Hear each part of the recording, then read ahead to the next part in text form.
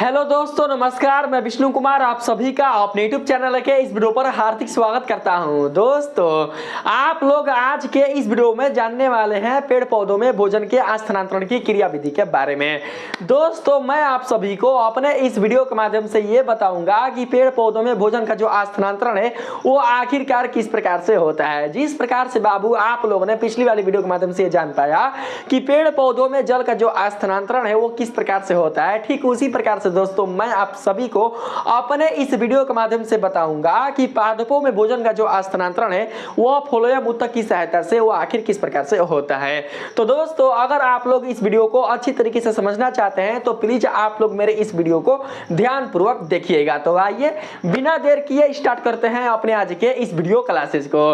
दोस्तों, थोड़ा सा बात करते हैं हम लोग पादपों में भोजन एवं अन्य पदार्थों के परिवहन की चर्चा के बारे में। ठीक है, देखिए बाबू, यहाँ पर बताया जा रहा है पौधों के प्रत्येक भाग को अपने पोषण और विकास के लिए निरंतर खाद्य पदार्थों की आवश्यकता होती है। बाबू, आप सभी जानते हैं कि जो पौधे होते हैं, जो पेड़ होते हैं, वो सजीव के अंतर्गत आते हैं, यानी कि यह भी जैव प्रक्रम के नियमों का पालन करते हैं। जब बाबू पेड़ पौधे सजीव के अंतर्गत आएंगे, ये जैव प्रक्रम के नियमों का पालन करेंगे, तो कहीं ना कहीं बाबू पौधों से जुड़े हुए जो इनके भाग होंगे, जैसे कि जड़ हो गए, तना हो गए, फल हो गए, फूल हो गए, पत्तियां हो गए, शाखाएं हो गए, ये भी सजीव के अंतर्गत आएंगे। इन्हें भी बाबू सजीव ही कहा जाएगा। क्यों कहा जाएगा? क्योंकि यह पौधों से जुड़े हुए हैं, पौधों से संबंधित हैं, इसलिए इन्हें भी सजीव कहा जाएगा। और आप सभी जानते हैं कि इस सृष्टि में पाए जाने वाले समस्त कुल जितने सारे सजीव प्राणी हैं, उन्हें जीवित रहने के लिए पोषण की आवश्यकता पड़ती है। और ये जो पोषण होते हैं दोस्तों, वो प्राप्त होते हैं कहां से? तो ये प्राप्त होते हैं भोजन से। तो बाबू, जिस प्रकार से हम जैसे जीवों को जीवित रहने के लिए भोजन की आवश्यकता पड़ती है, ठीक इसी प्रकार से पादप जगत में आने वाले पेड़ पौधों को जीवित रहने के लिए भोजन की आवश्यकता पड़ती है। जब हम लोग बाबू भोजन को ग्रहण करते हैं तो भोजन से जो हमें ऊर्जा प्राप्त होती है, यह ऊर्जा हमारे शरीर के संपूर्ण भागों को प्राप्त होती है। ठीक उसी प्रकार से जब पेड़ पौधे भोजन को ग्रहण करते हैं तो बाबू उनसे जो ऊर्जा प्राप्त होती है वह सभी भागों को प्राप्त होनी चाहिए। थोड़ा सा डिफरेंस होता है, अंतर होता है, लेकिन बाबू आप लोग ये समझ कर रखना कि जैसे हमारे शरीर के सभी भागों के लिए ऊर्जा की आवश्यकता होती है, ठीक उसी प्रकार से पेड़ पौधों के सभी भागों को ऊर्जा की आवश्यकता होती है। तो बात यहाँ पर यह आती है कि जो पेड़ पौधे होते हैं वो अपना भोजन केवल पत्तियों में ही निर्मित करते हैं, लेकिन इस भोजन की जो आवश्यकता है वो उन पेड़ पौधों के सभी भागों को ही होती है जो उस पेड़ से संबंधित रहते हैं। दोस्तों, ये तो आपको पता होता है कि जो पत्तियां होती हैं उसमें क्लोरोफिल पाया जाता है, और क्लोरोफिल की उपस्थिति के कारण ही पत्तियों में प्रकाश संश्लेषण की क्रिया के कारण भोजन बनाने का समर्थ होता है। लेकिन बात करें हम लोग पत्तियों को छोड़कर पेड़ पौधों के अन्य सभी भागों का, तो बाबू उसमें बिल्कुल भी क्लोरोफिल नहीं पाया जाता, इसलिए वो जो भाग होते हैं वो बिल्कुल भी भोजन बनाने में सक्षम नहीं रह पाते। तो दोस्तों, ऐसे भागों तक पत्तियों के माध्यम से जो भोजन का स्थानांतरण है वह कराया जाता है फ्लोएम ऊतक की सहायता से। लेकिन यहाँ पर समझने वाली बात यह है कि जो फ्लोएम ऊतक है उससे कैसे पता होता है कि पेड़ पौधे का ऐसा वो कौन भाग है जहां पर भोजन की आवश्यकता है। बाबू, आप जानते हैं कि जिस प्रकार से हमारे पास मस्तिष्क होता है, ऐसा जो मस्तिष्क है वो बिल्कुल भी बाबू पेड़ पौधों के पास नहीं होता। जब पेड़ पौधों के पास मस्तिष्क होता ही नहीं तो फिर उन्हें कैसे पता होता कि पेड़ पौधों का ऐसा वो कौन भाग है जहां पर भोजन की आवश्यकता है। तो दोस्तों, आप लोगों को इसे समझने के लिए सबसे पहले फ्लोएम के कार्य विधि को अच्छी तरीके से समझना होगा।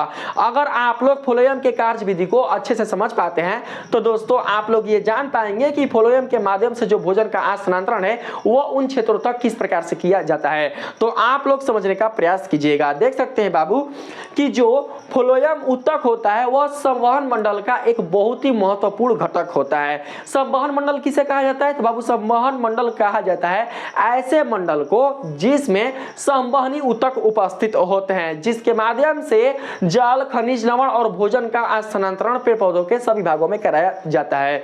तो दोस्तों देखिए, यहाँ पर आप देख पा रहे होंगे कि मैं जो फिगर बना रहा हूं यह दोस्तों किसका फिगर है? तो बाबू यह है जाइलम ऊतक का। क्यों? क्योंकि बाबू मैंने आप लोगों को पिछली वाली वीडियो के माध्यम से बताया था कि जो जाइलम ऊतक होता है वह धीरे धीरे अपना सब कुछ खो देता है। देखिए, नवीन अवस्था में क्या होता है, जब वो कली अवस्था में रहता है जाइलम, तो उस स्थिति में जो इनकी कोशिकाएं होती हैं वो बाबू जीवित रहती हैं। इनकी कोशिकाएं क्या होती है बाबू, जीवित रहती हैं। ये सारे क्या है, ये सारे सारे बाबू कोशिका हैं। लेकिन जैसे जैसे जाइलम की उम्र बढ़ती जाती है, यह अपने प्रौढ़ अवस्था को प्राप्त करते जाता है, वैसे वैसे इनकी जो कोशिकाएं होती हैं वो बाबू खत्म होती जाती हैं। इसलिए खत्म होती जाती हैं क्योंकि इस कोशिका में उपस्थित जो केंद्रक होते हैं, जो राइबोसोम होते हैं, जो गोल्जिकाएं होते हैं और अन्य जो कोशिकाएं होते हैं, वह बाबू धीरे धीरे समाप्त होने लगते हैं। इसलिए इनकी जो कोशिकाएं होती हैं वो बिल्कुल भी जीवित नहीं रह पाती, बल्कि ये दोस्तों खत्म हो जाती हैं। जब बाबू ये खत्म हो जाती हैं तो इनका जो स्वरूप है कुछ इस प्रकार से हो जाता है, सब कुछ खत्म हो जाता है। मान के चलते हैं केंद्रक है, केंद्रक है, केंद्रक है, केंद्रक है, ठीक। केंद्रक जब खत्म होगा कोशिका से, जब केंद्रक बाबू खत्म हो जाएगा कोशिका से, तो वो जो कोशिका है वो बाबू मृत हो जाएगी, वो बिल्कुल भी जीवित नहीं रहेगी। जब ये जीवित नहीं रहेगी तो उस स्थिति में क्या होगा, यहाँ पर मैंने आप लोगों को बताया था, इसको मिटाता हूं मैं, देखिएगा। उस स्थिति में बाबू जो ये कोशिकाएं होती हैं, ये कोशिकाएं ये खत्म हो जाती है, 36 दीवारें खत्म हो जाती है, 36 दीवारें खत्म हो जाती है, 36 दीवारें खत्म हो जाती है, 36 दीवारें खत्म हो जाती है। जो आप यहाँ पर देख पा रहे हैं ऊर्ध्वाधर दीवारें, यह एक दूसरे के साथ जुड़कर क्या करते हैं, एक दूसरे के साथ जुड़कर बाबू एक वाहिका बनाते हैं, ठीक है, एक वाहिका बनाते हैं। और इस वाहिका के कारण क्या होता है कि जाइलम ऊतक के दोनों ओर के जो सतह होते हैं वो काफी मजबूत हो जाते हैं, और बीच वाला जो सतह होता है वो बाबू खाली हो जाता है, जिसमें पानी भरा जा सकता है। ठीक ऐसा ही जो गुण है वह बाबू फ्लोएम ऊतक में भी होता है। जो फ्लोएम ऊतक है बाबू वो भी ऐसा ही होता है, आप लोग समझ के रखना, बस केवल जानना आप लोग कि जो ये बाबू मैं चित्र बना रहा हूं यह है एक प्रकार का फ्लोएम ऊतक, ठीक है। यह क्या है बाबू, एक प्रकार का फ्लोएम ऊतक है। देख सकते हैं मैंने यहाँ पर बाबू कोशिका बनाया है, कोशिका, ये सब क्या है, ये सब बाबू फ्लोएम ऊतक की कोशिका है, फ्लोएम ऊतक की कोशिका है, ठीक है। यहाँ पर ये केंद्रक है, केंद्रक है, केंद्रक है, केंद्रक है, केंद्रक है। और आप सभी जानते हैं कि फ्लोएम ऊतक का जो बीच वाला भाग होता है वह चालनी नालिका कहलाता है, और इसके बगल में यानी इसके साथ जो दोस्तों कोशिकाएं जुड़ी हुई रहती है उन्हें सह कोशिका कहा जाता है। तो मानकर चलते हैं कि यहाँ पर जो बाबू कोशिकाएं हैं इनके साथ वो कौन है, तो वो है बाबू सह कोशिका के रूप में, सह कोशिका, सह कोशिका, सह कोशिका, सह कोशिका, जिनमें केंद्रक उपस्थित रहता है। ये मानकर चलते हैं केंद्रक है भाई, ये केंद्रक है, ये केंद्रक है, ठीक है। तो बाबू देखिए जैसे जैसे फ्लोएम अपने प्रौढ़ अवस्था को प्राप्त करता है, जैसे जैसे यह दोस्तों एक पेड़ में पुराना होते जाता है, वैसे वैसे इस फ्लोएम ऊतक की जो कोशिकाएं होती हैं यह अपना जाइलम के भांति ही सब कुछ खोना शुरू कर देती हैं। ध्यान देना मेरी बातों पर, जिस प्रकार से जाइलम ऊतक की कोशिकाएं अपना सब कुछ खोना शुरू कर देती हैं प्रौढ़ अवस्था में, ठीक उसी प्रकार से फ्लोएम ऊतक की जो कोशिकाएं होती हैं वह भी प्रौढ़ अवस्था में अपना सब कुछ खोना शुरू कर देती हैं। जब बाबू इनकी कोशिकाएं सब कुछ खोना शुरू कर देती हैं तो उस स्थिति में इनके कोशिकाओं की जो भित्तियां होती हैं वो बाबू नष्ट हो जाती हैं, वो खत्म हो जाती हैं, जिस प्रकार से जाइलम ऊतक के कोशिकाओं की भित्तियां नष्ट हो जाती हैं। तो बाबू देखिए यहाँ पर जो आप भित्ति देख रहे हैं ना, ये सब जो आप भित्ति देख पा रहे हैं फ्लोएम ऊतक में, इस फ्लोएम ऊतक में जो आप ये भित्ति देख पा रहे हैं, भित्ति देख पा रहे हैं, भित्ति देख पा रहे हैं, ये भित्ति देख पा रहे हैं, ये बाबू खत्म हो जाते हैं कब, जब इस कोशिका में उपस्थित केंद्रक और कोशिकांग समाप्त हो जाते हैं तब। मानकर चलते हैं कि ये केंद्रक क्या हुआ, ये केंद्रक बाबू खत्म हो गया, खो गया, ठीक है, समाप्त हो गया। जब केंद्रक बाबू खो गया, समाप्त हो गया, तो फ्लोएम ऊतक की जो कोशिकाएं होती हैं इनकी जो भित्तियां होती हैं वो भी बाबू नष्ट होना शुरू हो जाती हैं।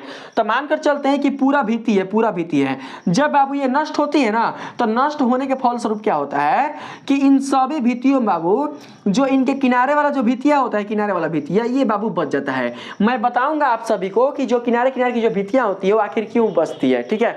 ध्यान दीजिए बस, ध्यान। हाई बीच वाला खाली हो गया ना, बीच वाला खाली हो गया, अब इसमें कुछ भी नहीं है, यह खाली है।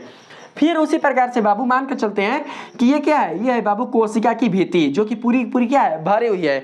लेकिन जब यह कोशिका अपना पूरा कोशिका खो देती है तो बाबू इसका जो बीच वाला भित्ति है वो क्या होता है, वो बाबू खत्म हो जाता है। लेकिन किनारे की जो भित्तियां हैं वो बिल्कुल भी खत्म नहीं होती, जिस प्रकार से जाइलम ऊतक में हो जाती थी। तो दोस्तों हम लोग क्या करते हैं, उसको ऐसे हम लोग दिखाते हैं, ऐसे। ये बता रहा है कि किनारे किनारे चालनी नलिकाओं की जो भित्तियां हैं वो बचे हुए हैं, शेष हैं वो समाप्त नहीं है, यानी कि ये जो कोशिकाएं हैं वो अभी भी जीवित हैं। और हालांकि इस कोशिका में केंद्रक नहीं है, कोशिकांग नहीं है, फिर भी जीवित हैं। मैं बताऊंगा कि ये बाबू जीवित क्यों है, आपको जानना बहुत ही जरूरी है, तब जाकर आपको कॉन्सेप्ट क्लियर होगा। आगे बात करते हैं इसमें बाबू। ठीक उसी प्रकार से मैं सब बनाता हूं, यहाँ पर इसको भी बनाता हूं, इसको भी बनाता हूं और इसको भी बनाता हूं।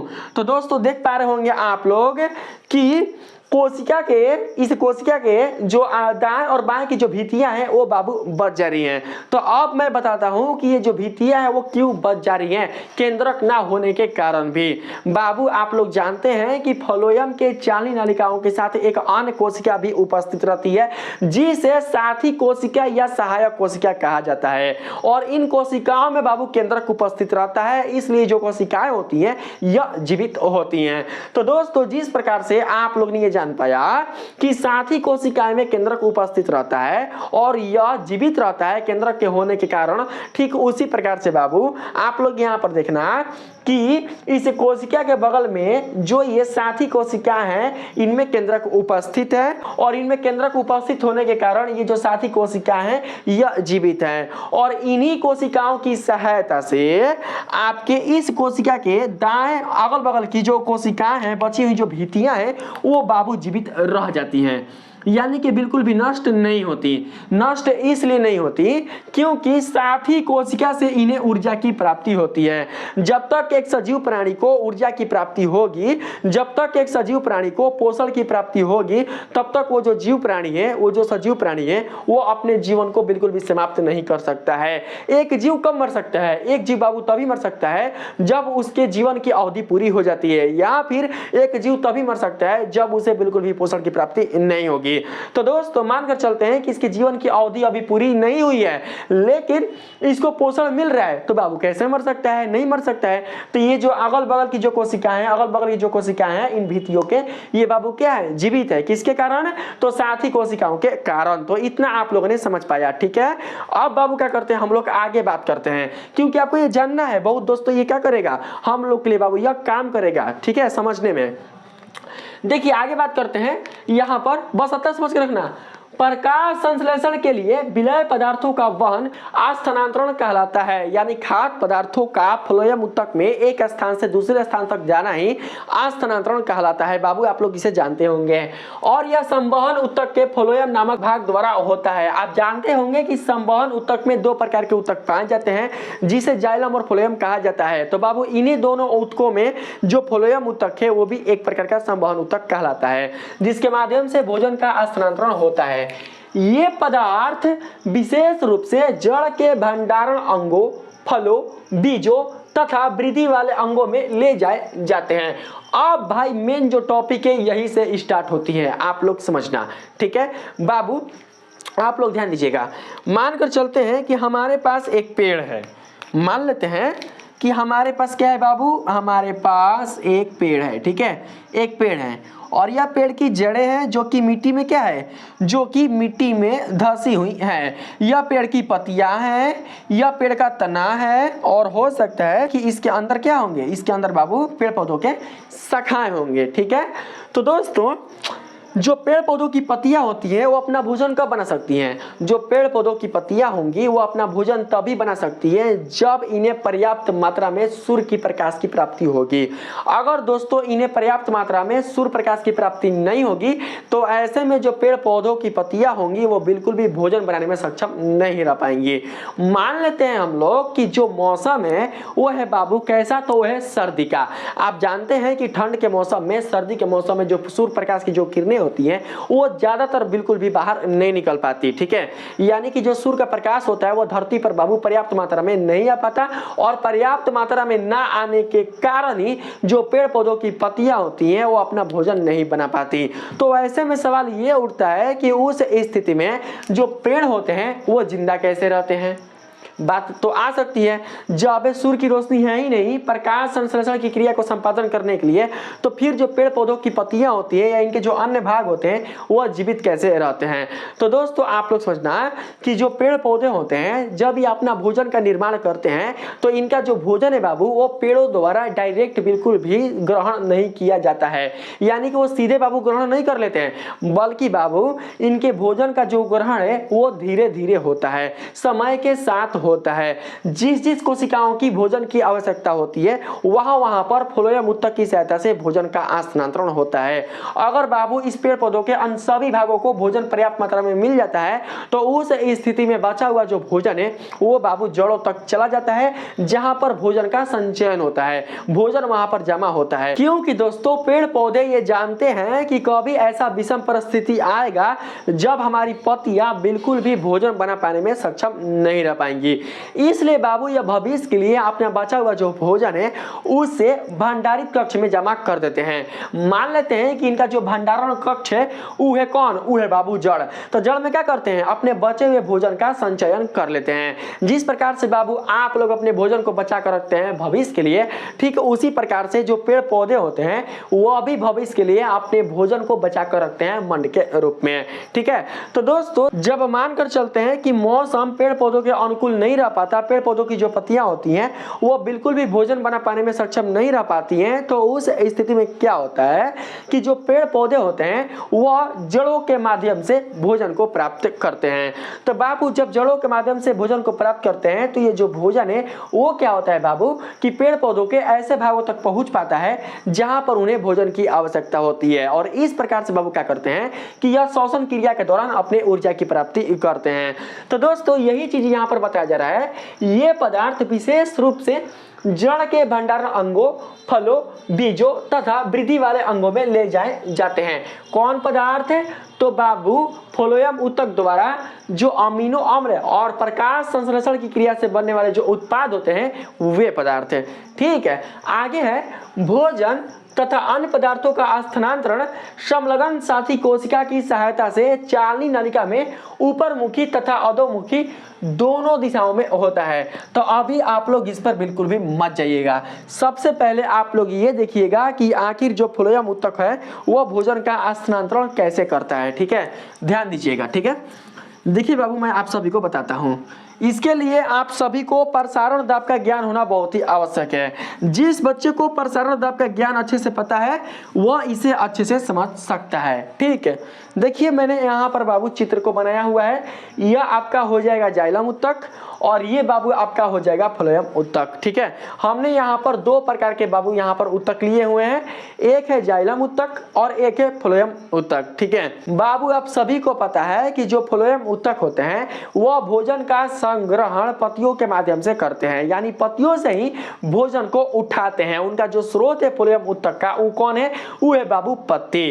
तो बाबू मैंने यहाँ पर एक पत्ती लिया हुआ है, मानकर चलते हैं कि यह पेड़ पौधों की पत्ती है। ठीक है, लेप है, और इस पत्ती में बाबू क्या हुआ है, इस पत्ती में प्रकाश संश्लेषण की क्रिया के कारण भोजन का निर्माण हुआ है। और आप सभी जानते हैं कि जो भोजन होता है बाबू पेड़ पौधों में वो किस रूप में होता है, वह बाबू सुक्रोज के रूप में होता है।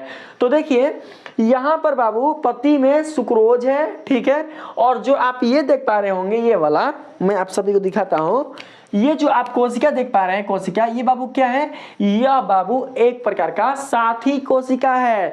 किसका साथी कोशिका है, तो फ्लोएम की साथी कोशिका है। तो पत्ती से भोजन का जो स्थानांतरण है वह सबसे पहले फ्लोएम के साथी कोशिका में होता है। इस चीज को आप लोग समझ के रखना, क्योंकि भोजन का जो संग्रहण है वह बाबू साथी कोशिका ही करता है। ठीक है, तो देखिए बात यहाँ पर यह आती है कि इस पत्ती से इस साथी कोशिका में भोजन का जो स्थानांतरण है वो आखिर कैसे होता है। ठीक है, ऐसा नहीं कि यह साथी कोशिका है और यह पत्ती है और यहाँ से जो भोजन है वह इसमें चला आएगा, तो बाबू ऐसा बिल्कुल भी नहीं है। इसके लिए बाबू एक प्रोसेस होता है जो कि आप लोग को जानना अति आवश्यक है। ठीक है, मानकर चलते हैं बाबू कि फ्लोएम के इस साथी कोशिका का जो सांद्रण है, यानी इसमें जो सांद्रता है बाबू, वो पति के सांद्रता से कम है। ठीक है, आप लोग समझ के रखना कि इसकी जो सांद्रता है वह पति की सांद्रता से कम है, नगण्य है। और आप लोग प्रसारण दाब में ये जानते हैं कि प्रसारण दाब में क्या होता है कि जल या जो विलायक के अणु होते हैं यह बाबू अपने उच्च सांद्रण से निम्न सांद्रण की ओर अग्रसरित होते हैं, यानी आगे की ओर बढ़ते हैं। और पेड़ पौधे या हम जैसे कोशिकाओं में बाबू जो झिल्ली होती है कोशिका की, यह अर्धपारगमय होती है। अर्धपारगमय का मतलब ये हुआ कि उस कोशिका झिल्ली से जो विलायक के अणु होंगे वह आर पार हो सकते हैं। तो बाबू आप लोग यहाँ पर ऐसा ही समझ कर रखिएगा। मान लेते हैं बाबू कि पत्तियों में जो सुक्रोज की मात्रा है, सुक्रोज का जो सांद्रण है वो बाबू अधिक है। ठीक है, किसकी तुलना में? तो सकोशिका के तुलना में। यह सकोशिका है और यह पत्ती है। पत्ती में सुक्रोज की जो मात्रा है वह सकोशिका के सुक्रोज की मात्रा से अधिक है। जब बाबू पत्ती में सुक्रोज का सांद्रण सकोशिका के सुक्रोज के सांद्रण से अधिक हो जाएगा तो उस स्थिति में प्रसारण दाब लागू होगा। और प्रसारण दाब में क्या होगा बाबू कि ऑटोमेटिक ही बिना किसी ऊर्जा के ही जो सुक्रोज होंगे वो पत्तियों के माध्यम से फ्लोएम के सकोशिका में प्रवाहित होने लगेंगे। क्योंकि प्रसारण का मतलब होता है कि विलायक या किसी जल के अणु का उच्च सांद्रण से निम्न सांद्रण की ओर आगे बढ़ना या फिर गति करना। और यह जो गति है वो तब तक होती रहेगी जब तक पत्ती और इस सकोशिका की जो सांद्रता है वह एक समान ना हो जाए। तो बाबू जब पत्ती से सुक्रोज अणुओं का स्थानांतरण प्रसारण दाब की क्रिया द्वारा सकोशिका में हो जाता है और यह जो फ्लोएम की सकोशिका है यह बाबू प्रसारण दाब की क्रिया द्वारा पत्ती से सुक्रोज अणुओं को पर्याप्त मात्रा में ग्रहण कर लेती है, तो उस स्थिति में जानते हैं क्या होता है? उस स्थिति में बाबू क्या होता है कि जो सकोशिका में सुक्रोज अणुओं की सांद्रता है वह तो पत्ती के लिए समान हो जाती है। देखिए आप लोग समझ के रखना कि पत्ती से सुक्रोज अणुओं का स्थानांतरण सकोशिका में तब तक होगा जब तक पत्ती और सकोशिका के दोनों ओर के विलायकों की जो सांद्रता है वो समान ना हो जाए। मान लेते हैं बाबू कि पत्ती और सकोशिका में जो सांद्रता है अब वो समान हो चुकी है, यानी कि अब बिल्कुल भी पत्ती से सुक्रोज का जो स्थानांतरण है वह सकोशिका में नहीं हो पा रहा है। लेकिन अगर हम बात करें इस सकोशिका के बगल वाले में तो बाबू इस सकोशिका के बगल में आप क्या देखते हैं? इस सकोशिका के बगल में आप चालनी नालिका देखते हैं।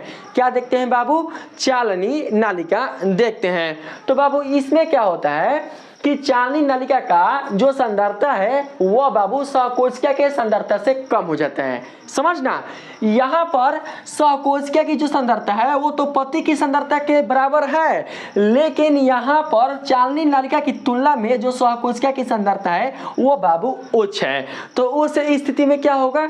तो बाबू उस स्थिति में प्रसारण दाब की क्रिया का लागू होगा। तो बाबू जानते हैं उस स्थिति में जो सकोशिका में उपस्थित सुक्रोज के अणु होते हैं वह चालनी नलिकाओं में उतरना शुरू कर देते हैं।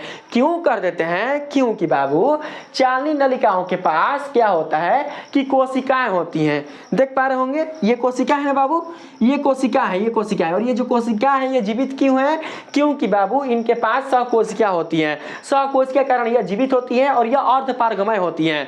इस कोशिका की सहायता से ही जो सुक्रोज के अणु होते हैं वह चालनी नालिका में प्रवेश कर पाते हैं और इसमें बिल्कुल भी ऊर्जा की आवश्यकता नहीं होती है।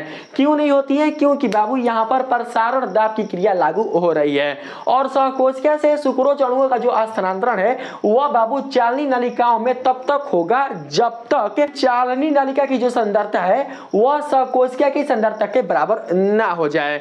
मान लेते हैं बाबू कि सकोशिका की जो सांद्रता है वह चालनी नलिका की सांद्रता के बराबर हो गई है। मान लेते हैं कि सकोशिका की जो सांद्रता है वह चालनी नलिका की सांद्रता के बराबर हो चुकी है।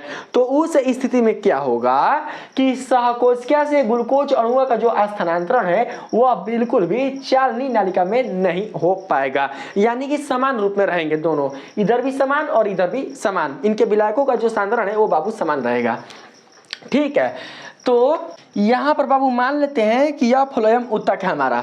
ठीक है, जैसा ये है ना बाबू वैसा ही ये है। ठीक है, और इसमें जो खाद्य पदार्थ है सुक्रोज के रूप में वह समान मात्रा में है, ठीक है, समान मात्रा में है, समान मात्रा में, समान मात्रा में, समान मात्रा में, समान मात्रा में, यानी कि इनके दोनों ओर की जो कोशिकाओं की भित्ति है वो बिल्कुल भी फूली हुई नहीं है, ठीक है। यहाँ पर जो आप देख पा रहे होंगे ये वाला ये वाला ये वाला, यह फ्लोएम ऊतक की क्या है, यह फ्लोएम ऊतक की चालनी पट्टिका है जिसके माध्यम से सुक्रोज का जो स्थानांतरण है वह एक चालनी से दूसरी चालनी नलिका में हो पाता है। ये बाबू हम लोग मानकर चलते हैं, ठीक है।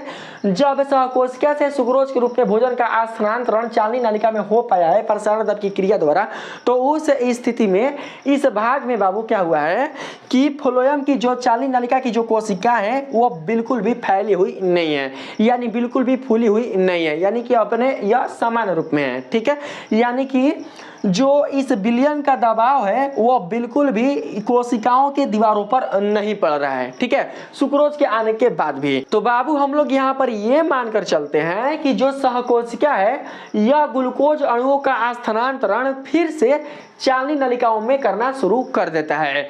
तो अब बाबू आपके सामने सवाल आएगा, आप लोग अपने माइंड में ये सोचिएगा कि सर आपने ये बताया कि प्रसारण दाब की क्रिया में जो विलायक के अणु होते हैं या जो जल के अणु होते हैं वो अपने उच्च सांद्रण से निम्न सांद्रण की ओर तब तक प्रवाहित होते रहेंगे जब तक दोनों विलायकों की जो सांद्रता है वो समान ना हो जाए। तो यहाँ पर चालनी नलिका और सहकोशिका इन दोनों की जो सांद्रता है वो तो समान हो चुकी है। तो जब समान हो चुकी है तो फिर सहकोशिका से सुक्रोज के जो अणु होंगे वह चालनी नलिका में कैसे प्रवेश कर सकते हैं। तो बाबू मैंने आप लोग को बताया ना कि जब उच्च सांद्रण से निम्न सांद्रण की ओर सुक्रोज के अणुओं का स्थानांतरण होगा या किसी विलायक के अणु का स्थानांतरण होगा तो उसमें बिल्कुल भी ऊर्जा की आवश्यकता नहीं पड़ती है। इस क्रिया को बाबू कहा जाता है निष्क्रिय क्रिया। मतलब ये बिल्कुल भी बाबू सक्रिय परिवहन नहीं है, यह कैसा परिवहन है, यह बाबू निष्क्रिय परिवहन है। लेकिन जब सहकोशिका फिर से सुक्रोज अणुओं का स्थानांतरण चालनी नलिका में करना शुरू कर देता है तो उस स्थिति में बाबू ऊर्जा की आवश्यकता पड़ती है। यहाँ पर जो परिवहन की क्रिया है वह बाबू सक्रिय हो जाती है, यानी कि एक्टिव हो जाती है। और ये बाबू ऐसा करती है क्योंकि प्रकृति को यह स्वीकार नहीं है कि चालनी नलिका और सहकोशिका इन दोनों की जो सांद्रता है वह समान रहे। तो दोस्तों उस स्थिति में क्या होता है कि जो सहकोशिका है वह अपने ऊर्जा की सहायता से, मतलब कि जब प्रकाश संश्लेषण की क्रिया के दौरान भोजन की प्राप्ति होती है और उस भोजन से जब श्वसन क्रिया द्वारा एटीपी के रूप में ऊर्जा प्राप्त होता है तो उसी ऊर्जा के कारण जो सहकोशिका है वो क्या करता है कि अपने सुक्रोज अणुओं का जो स्थानांतरण है वो ऊर्जा के कारण वो चालनी नलिकाओं में देना शुरू कर देता है, ठीक है। तो इस प्रकार से बाबू आप लोग देख सकते हैं कि सहकोशिका से सुक्रोज अणुओं का जो स्थानांतरण है वह फ्लोएम ऊतक के इस चालनी नलिका में सक्रिय परिवहन के कारण हो चुका है। तो बाबू जब फ्लोएम ऊतक के इस चालनी नलिका में सुक्रोज की और मात्रा बढ़ जाती है तो उस स्थिति में जानते हैं क्या होता है, उस स्थिति में फ्लोएम ऊतक के इस चालनी नलिका में इस घोल का जो स्वरूप है वो बाबू गाढ़ा हो जाता है। क्योंकि आप जानते हैं कि सुक्रोज का जो मतलब होता है वो होता है शर्करा अर्थात चीनी, और जो चीनी का बाबू घोल होता है वो बाबू गाढ़ा होता है, यानी कि उसमें जो जल की मात्रा होती है वो काफी कम होती है और जल की मात्रा कम होने के कारण ही फ्लोएम ऊतक के इस चालनी नलिका में जल के लिए जो सांद्रता होगी वो बाबू कम हो जाएगी, लेकिन चीनी के लिए जो सांद्रता होगी वो काफी उच्च हो जाएगी। तो बाबू जब फ्लोएम ऊतक के इस चालनी नलिका में सुक्रोज विलयन में जल की मात्रा कम हो जाती है, यानी जल की जो सांद्रता है वह निम्न हो जाती है, तो उस स्थिति में जानते हैं क्या होता है, उस स्थिति में बाबू फ्लोएम ऊतक से सटे जो दूसरा संवहनी ऊतक होता है जाइलम, वहां से जल का स्थानांतरण होना शुरू हो जाता है। यानी कि जाइलम ऊतक से जो जल है वह बाबू फ्लोएम ऊतक के इस चालनी नलिका में आना शुरू कर देता है। देख सकते हैं यहाँ पर मैंने फिगर बनाया हुआ है, ये बाबू जाइलम ऊतक है जो कि संवहनी मंडल में फ्लोएम ऊतक के बगल में ही उपस्थित रहता है। और यहाँ पर बाबू आप लोग देख पा रहे होंगे कि जो जल है वह जाइलम ऊतक की सहायता से फ्लोएम के इस चालनी नलिका में प्रवेश कर रहा है। अब आप लोग ये कहोगे कि सर ऐसे कैसे हो सकता है कि जो जल है वो जाइलम ऊतक की सहायता से फ्लोएम में प्रवेश कर जाएगा। तो बाबू ऐसा हो सकता है, ऐसा इसलिए हो सकता है क्योंकि जाइलम ऊतक में उपस्थित जल की जो सांद्रता है वह बाबू बाबू फ्लोएम के इस चालनी नालिका में उपस्थित जल की सांद्रता से अधिक है। और मैंने आप लोग को बार बार बताया कि जो प्रसारण दाब है वो अपने उच्च सांद्रण से निम्न सांद्रण की ओर गति करती है। तो बाबू जल के लिए जो ये फ्लोएम ऊतक की चालनी नालिका है यह हो चुकी है निम्न, लेकिन शर्करा के लिए हो चुकी है अधिक है।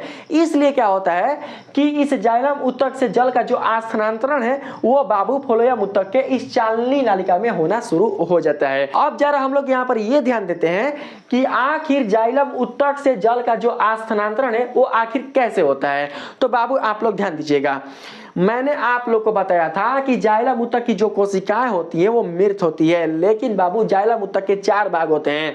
इन चारों भागों में एक भाग ऐसा भी होता है जिसमें केंद्रक उपस्थित रहता है और यह बिल्कुल भी मृत नहीं रहता। जाइलम ऊतक से जल का परिवहन तभी हो सकता है जब बाबू जाइलम ऊतक की जो भीतर वाली जो कोशिकाएं होंगी वो जीवित होंगी। अगर वो जीवित नहीं होंगी तो उनके जो छिद्र होंगे वो बाबू बंद हो जाएंगे, और जब बंद हो जाएंगे तो जो जल होगा वो चाह कर भी जाइलम ऊतक से फ्लोएम ऊतक के इस चालनी नालिका में प्रवेश नहीं कर पाएगा। तो बाबू मैं आप सभी को बताता हूं कि जाइलम ऊतक का ऐसा वो कौन भाग है जो कि जल के परिवहन के लिए उत्तरदायी होता है। तो यहां पर बाबू आप लोग समझना, देख सकते हैं मैंने लिखाया हुआ है जाइलम के मृदुतक, मृदुतक यानी जाइलम मृदुतक, आप लोग ध्यान दीजिएगा, जाइलम पैरेन्काइमा, जाइलम के मृदुतक भाग की कोशिकाएं भोजन का संग्रह करता है, ठीक है, एवं किनारे की ओर पानी के पार्श्वीय, पार्श्वीय का मतलब होता है बगल में, संवहन में मदद करता है। यही बाबू वो भाग है जिसकी सहायता से क्या होता है कि जो जल है वो जाइलम से फ्लोएम ऊतक में प्रवेश कर पाता है। तो बिल्कुल भी आप लोग इसे मिस मत करना, सारा चीज को आप लोग समझकर रखना। जितना मैं फुल कॉन्सेप्ट के साथ आप लोगों को बता रहा हूं भोग भोग के चिल्ला चिल्ला के समझ रहे हो ना, ताकि आपको कोई भी डाउट ना हो सके। आगे देख पा रहे होंगे क्योंकि यह जाइलम का जीवित घटक है। तो भैया जब जीवित घटक है तो में केंद्रक होगा, बिना केंद्रक के तो जीवित रहेगा ना। तो बाबू आप लोग समझना कि 4 घटक में ये जो घटक होता है वो जीवित रहता है, जो कि बाबू क्या है, जो कि बाबू यह जाइलम ऊतक का आंतरिक भाग है, ठीक है, ये आंतरिक भाग है। हाई सर बाबू लिग्निन है, लिग्निन हाई जो आप देख रहे हो ना रेड है, ये लिग्निन है, यानी कि ये बाबू कास्ट है, ये काफी मजबूत है, जो कि एक प्रकार का लकड़ी का रूप धारण कर लेता है, ठीक है। ये जो बाबू आप दीवार देख रहे हैं हाई वाला, ये जो आप दीवार देख पा रहे हैं ये वाला दीवार, यही क्या है, यही बाबू जाइलम मृदुतक है। और इन्हीं दीवारों से जो जल का परिवहन है वो बाबू फ्लोएम ऊतक में हो पाता है। तो प्रसारण दाब के कारण जो जल है वो जाइलम ऊतक से फ्लोएम ऊतक के इस चालनी नालिका में चला आया। तो बाबू अब देखते हैं कि जब जाइलम ऊतक से जल फ्लोएम ऊतक के इस चालनी नालिका में चल आया तो इस फ्लोएम ऊतक के चालनी नालिका पर क्या प्रभाव पड़ता है। तो जानते हैं क्या प्रभाव पड़ता है। उस स्थिति में चालनी जो नालिका होती है फ्लोएम ऊतक की वो फूल जाती है। वो क्या होती है, वो फूल जाती है। जब बाबू आप आवश्यकता से अधिक मात्रा में पानी को पी लीजिएगा तो उस स्थिति में आपका जो पेट होगा वो क्या होगा, वो क्या होगा, वो फूल जाएगा। ठीक उसी प्रकार से जब इसमें जल की मात्रा अधिक बढ़ जाएगी तो बाबू ये जो चालनी नालिका होगा ये भी फूल जाएगा। क्यों, क्योंकि यह जो घोल होता है, यह जो विलयन होता है, यह फ्लोएम ऊतक के इस चालनी नालिका के दोनों ओर की भित्तियों पर दबाव डालना शुरू कर देता है। और जब ये दबाव डालता है तो बाबू कुछ इस प्रकार से फूल जाता है। देखिए हाई सामान्य रूप से क्या है, यह समान रूप से फ्लोएम की चालनी नालिका है, लेकिन जब जल की मात्रा बढ़ चुकी है तो बाबू यह इस रूप में हो चुका है। देखो इस रूप में हो चुका है, नीचे समान है, नीचे समान है, नीचे समान है, यानी नीचे का जो क्षेत्र है यह बाबू कैसा है, यह बाबू समान रूप में है, ऊपर भी समान रूप में है, लेकिन यहाँ पर क्या है, यहाँ पर बिल्कुल भी समान रूप में नहीं है। इसकी जो दीवारें हैं वो बाबू फूल चुकी हैं। तो बाबू जब इसकी दीवारें फूल चुकी हैं तो उस स्थिति में जो दीवारें होती हैं चालनी नालिका की वो क्या करती हैं कि इस घोल पर बाबू बहुत ही ज्यादा दबाव डालती हैं। जो घोल है वो दीवारों पर दबाव डालता है और जो दीवारें होती हैं वो क्या करती हैं कि घोल पर दबाव डालती हैं। तो बाबू ऐसी सिचुएशन में जो यह घोल होता है वो बाबू अपने यह उच्च सांद्रण से निम्न सांद्रण की ओर जाना पसंद करता है, क्योंकि इसमें सुक्रोज की जो मात्रा है वो काफी अधिक है, जल की जो मात्रा है वो काफी अधिक हो चुकी है जब इसमें परिवहन हुआ। तो बाबू अब वो ऐसे क्षेत्रों में जाना पसंद करेगा जहां पर भीड़ कम है, यानी सुक्रोज की मात्रा कम है। देखिए मानकर चलते हैं बाबू कि आप ऐसे स्थान पर हैं जहां पर भीड़ ज्यादा है, ठीक है, तो आप कोशिश कीजिएगा कहां जाने के लिए, वैसे क्षेत्र में जाने के लिए जहां पर भीड़ कम है, यानी कि कम क्षेत्र में जाने के लिए। तो बाबू ठीक इसी प्रकार से जो यह सुक्रोज के अणु होते हैं वो भागना शुरू कर देते हैं। क्यों भागना शुरू कर देते हैं, क्योंकि इन्हें बाबू चाहिए कैसा क्षेत्र, तो खाली क्षेत्र। जब खाली क्षेत्र बाबू मिलता है तो उस स्थिति में यह ऊपर या नीचे की ओर गति करना शुरू कर देते हैं। ठीक है, यह कुछ इस प्रकार से हो सकता है बैलून के जैसा। जैसे कि मान के चलते हैं बाबू कि पाइप वाला वो बैलून नहीं आता है, पाइप वाला बैलून है, नहीं लड़का सब खेलता है पाइप वाला बैलून में, तो नीचे को पाइप वाला बैलून होता है, पाइप वाला बैलून।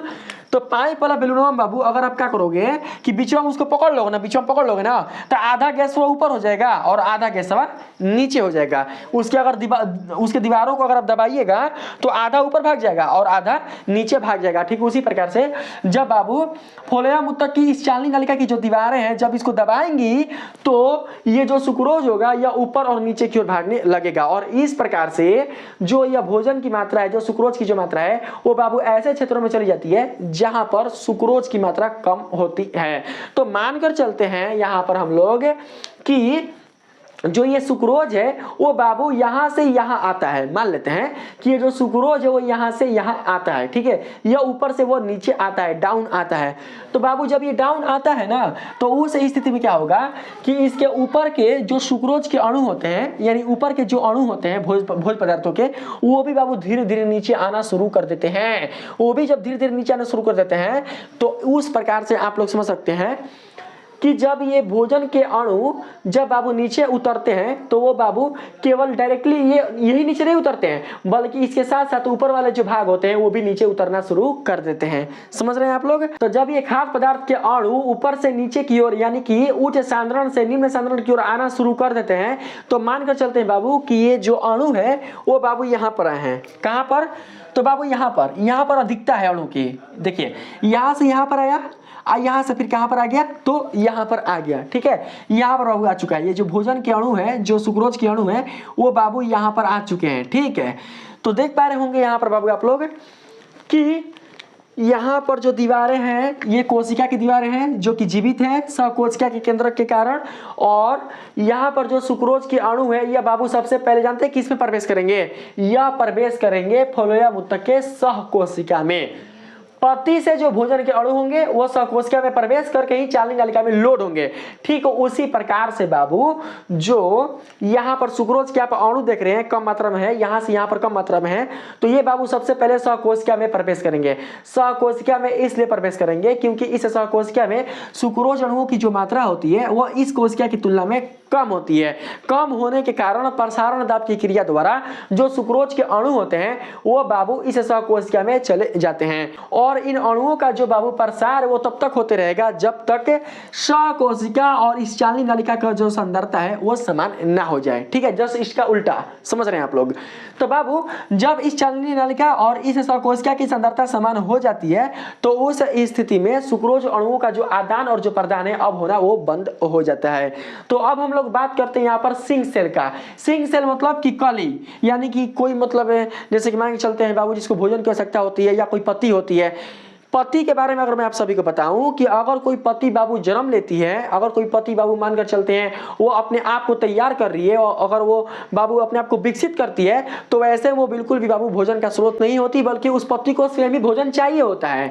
जब वो पति विकसित हो जाती है, अपने पूर्ण अवस्था को प्राप्त कर लेती है, तब जाकर बाबू वो भोजन को उत्पादन करने लायक बनती है। ये चीज आप लोग समझ कर रखना।